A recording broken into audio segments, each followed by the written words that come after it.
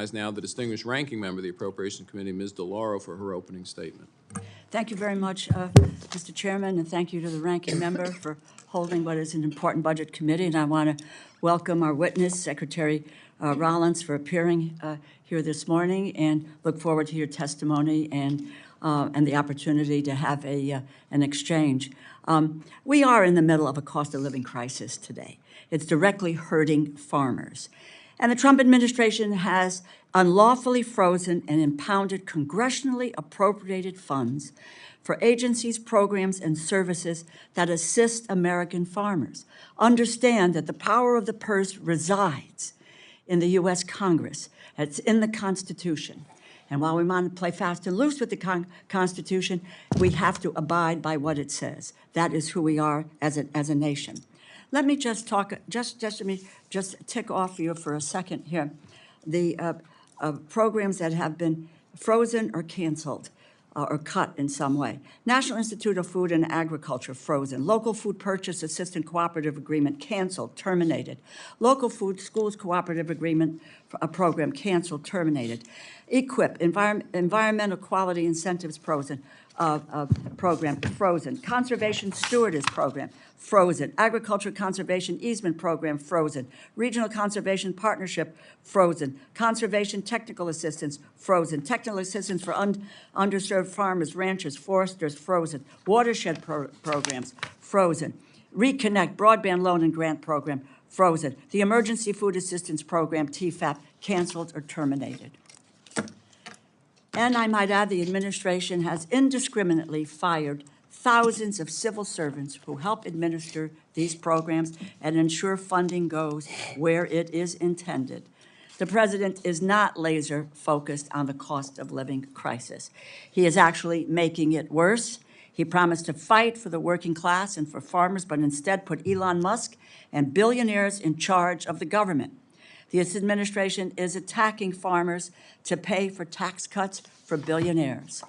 The White House has halted over $600 million in funding promised to rural businesses and farmers through the Rural Energy for America program and other vital programs. They stole from the farmers and rural businesses who took the deal that the government offered them to invest in renewable energy, raising their energy costs, increasing economic stress, and in turn they raised the costs on the American people in the middle of a cost of living crisis. Likewise, when the administration froze the Environmental Qualities Incentives Program, they left farmers and producers who invested in conservation projects, they left them out to dry. They canceled over $1 billion in funding for programs that help schools, food banks purchase food directly from local farms, threatening the livelihood of farmers and the nourishment of children and families reliant on this assistance. By cutting these funds, the administration prioritized corporate interests over the hardworking farmers who need these supports to continue operating. I've always been focused on the needs of small and medium-sized farmers because they are the backbone of our country and quite frankly, the backbone of my state of Connecticut. And I would like to recognize one in the room today who traveled from Connecticut, 79 hours, Willie Delacamera. Willie, a small specialty crop farmer from my district, experienced a severe storm last December. He did everything right, and had insurance coverage, but was still left with over $200,000 in losses. In response, with his help, we created and passed the Farm Recovery and Support Block Grant, a program that's tailored to the needs of small and medium-sized farmers, which removed the barrier of crop insurance requirements, allowed flexibility for states in response to extreme weather events. New England farmers depend on this grant, and I will work with you to make sure that this support gets out as the Congress intended. To date, Willie Delacamera has not received one dime. And also here is another Connecticut farmer in attendance, Robert Chong, who was talking about the need for this $220 million. There's Robert right back there. And the gentleman sitting next to Willie was here in the 70s when the farmers came down with tractors and made their case. And we say thank you for that. And if we have to have the tractors back here again, we'll do it. And we'll be with you on that. Even though we received Trump's concepts of a budget plan on Friday, we are now into May without a real budget from the White House. Though I am eager to learn about why you have chosen to eliminate funding for the Food for Peace program, the McGovern-Dole programs, and gut funding for the Commodity Supplemental Food Program. Not only will this take food from the mouths of millions at home and abroad, including seniors who face hunger and starvation, it will harm American farmers who will no longer see proceeds from producing this urgently needed food.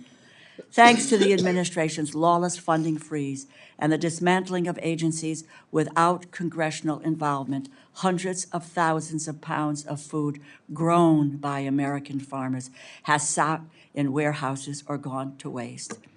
Local food for schools and local food purchase assistance were ended by USDA earlier this year, meaning not only did the administration determine that feeding our children was not a priority, they decided the farmers who produced the food for these children were not a priority either.